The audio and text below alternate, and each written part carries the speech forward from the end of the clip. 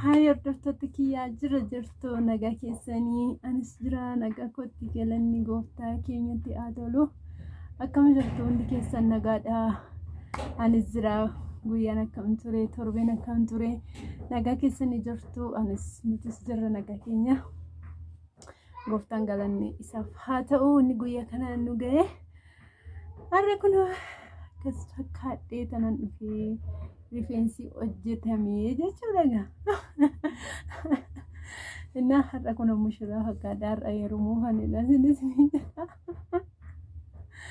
akkamisin jirtu nagaa keessan dhugaa dubbachuudha ganama rifeensa hojjetachuun deemee qursii nyaannee roofaan natti baay'ata jedhee jarjaree deemee jechuudhaan waliin jiru daabboo shaayii nyaatee rifeensa kiikuun bareeda rifeensi kobrii 70 hojjetamee caafiinsa hin kutamne maaliif jennaan dhadhaan dibannee waan ta'eef yoo dhadhaa malee rifeensa kutuun bareeda miti. Beelaan jiru inni immoo kaleessamoo shaayiin kana danfaa jira gahu shaayiin buufamne ammalatti daabboo nyaataan jira kottaa nyaannaa isin jedhaa beela jira waan ta'eef kan nyaataa jira. Warri immoo kaleessa immoo yaadannaa barreessitanii galatoomaan isin jedhaa kana hojjedhu kana siif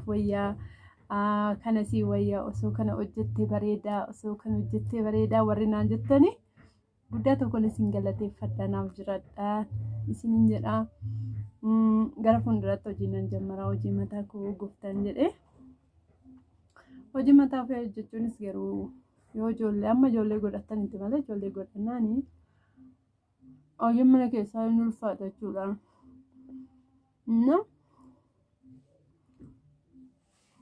Amma sanaatti immoo hojii argadhaa shaayii fi daabboo dhugaa eebbachuudha garuu osoo mana nyaataa banattanii baay'ee ariifiidha biyya kanatti. Inni kanas ni jedhaan akkanattiin gara fuulduraatti yoo gooftaan jedhe nan hojjedhaa mana wayii banadhee taa'an waa'ee nan hojjedhaa jechuun hin oolu biyya kanatti hojjettan malee taa'aa oolan ulfaata. Sammuudhumaaf iyyuu boqonnaadhaaf hojiin baay'ee barbaachisaadha jechuudha. Inni beelaan jira moo nan taajjabiinaa ishee qursii nyaanne.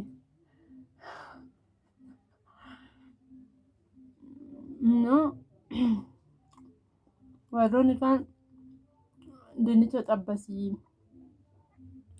warroonni kaan immoo maal naan jettanii waa baay'ee naan jettan. Dinnicha xabbasuuni amma yeroo kana zayitiinis hin jiru tokko immoo dinnicha xabbastoo ta'e nama barbaachisaa nama sin gargaaru sin barbaachisa nama dinnicha sin quncisu sin barbaachisa nama sin baatu sin barbaachisa yoo mana keessatti dhiyoo ta'e illee ofiif waan hundumaa wanni taatu. Miinis hojjechuu jedhamu nama barbaachisa jechuudha. Inni akkanaan gooftaan jedhin hojjenna hojiin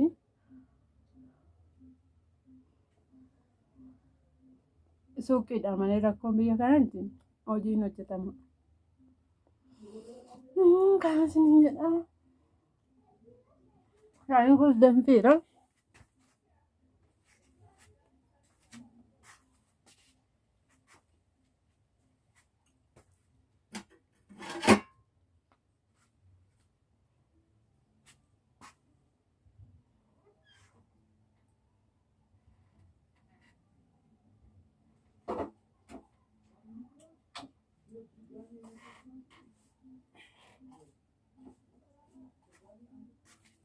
Shaayiin danfee jira. Yeroo hundumaatti shaayii nyaattaayyuu daabboodhuma nyaattaayyuu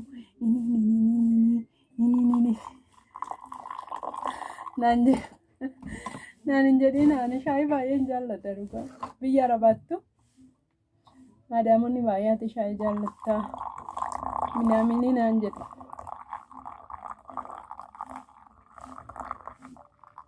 Na shaayiin baay'ee ariifiidha. Nama furdisa shaayiin.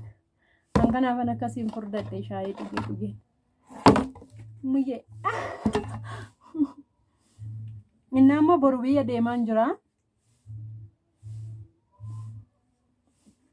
Boru biyya deemaan jira. Maan kana lamu ija.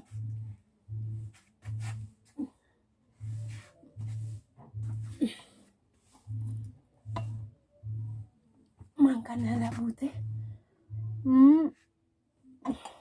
Boru biyya deemaan jira. Kanaaf rifeensi koo hojjetame. Yoon immoo dhadhaa biyya argadhe rifeensi koo dhadhaa dibataa jechuudha. Birriin 70 qal'aaxaa jechuudha gaafa sana. Isaayyuu bari saamunaa adiidhaan sinii miiccaniitu rifeensa. Birrii 80 namaan jedhu. Yommuu shaambuu kondiishinarii fi keessanii fudhattanii deemtanii birrii 70 rifeensi. Annaa kana siniin jedha. Bareeda. Kun olaala. Rifeensi koo garuu akka biyya Arabaatti dhufetti dhadhaa dibadhee hin beeku. Wiigichuma sanaan ofirraa hiikee miiccee malee wanti dibadhee hin jiru dhugaa. Dhadhaa immoo baay'ee jaallata rifeensi koo jechuudha.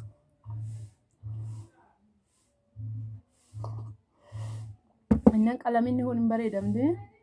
Qalamiin haala balleessa jiru malee bareergan biyya Arabaa deeme mataan koo. Yeroon dur biyya jiru dhugaa dubbachuuf rifeensi kiyya akkasiin turre. Rifeensa nan qaban ture. Kunoo rifeensa koo laala suura jaarsa koo faana kaane tokko jira. Kunoo kana akkasii rifeensi koo argitanii. Akkas fakkaata ture rifeensi koo. Amma immoo dur dheeraan turre ilaalaa. Dheeraa ture miti. Amma akkas na ilaa ta'e. Ana ijoollummaa fi ana laala. Amma nan dulloome jechuudha.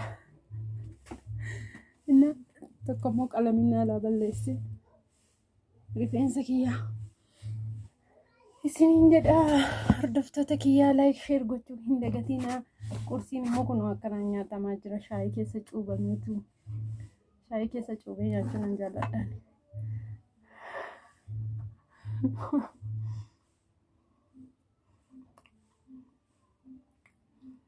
Ganama isaatii lamaan walakkaa nan ka'e hirribaa. Intuma mana rifeensaa deemee uumaa tokko hojiin hojjenne. Amma qursii kana nyaadhee tanani hojii hojjedha.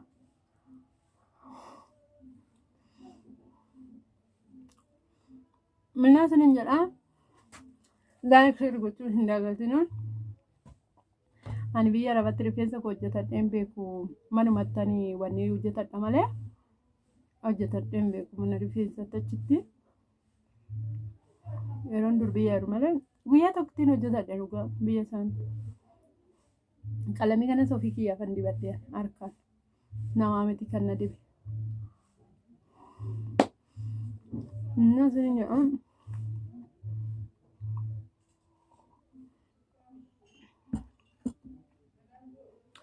Like share gochuu hin dagatinaa. Rifeensa koo warri jaallattan immoo komentii barreessaa. Yommuu rifeensi kun bareeda ta'e rifeensi kee hedduu bareeda. Minaamini jedhaati komentii barreessaa. Share godha. Komentii barreessaa. Like godha. Baay'een isin jaalladha. Isin kabaja bormoo biyyan deema jechuudha. Boru Amboon deema.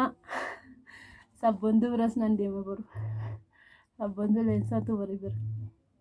Tiene un negaro bilbilee nan fan jira jedhe. Na maatii biras nan deema boru.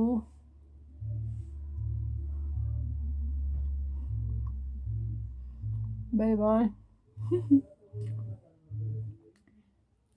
Like share gochuu hin dagatinaa. Warri maatiin taane subscribe godhaatii maatii keenyatti dabalama. Isinin jedhaa. Bye bye, sin jaalladha sin kabaja. Bye.